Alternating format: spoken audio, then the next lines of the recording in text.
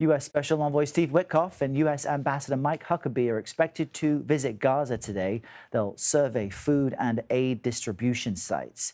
Their visit comes as the UN says more than 1,300 Palestinians have been killed while seeking aid in the enclave since late May, claiming most had been killed by the Israeli military.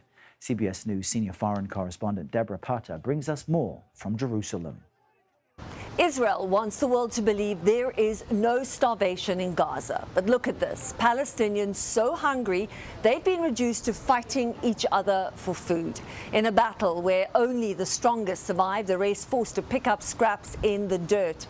Now, to prove that they are not restricting aid, the IDF took us to an aid collection point just inside Gaza.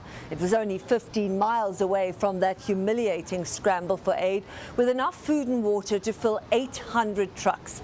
They let us look around but refused to answer any questions on camera, simply insisting that their responsibility to deliver aid to Gazans stops here, and blaming the United Nations for not collecting and distributing it fast enough.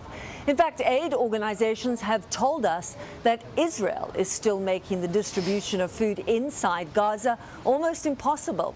It takes hours to get trucks to centers.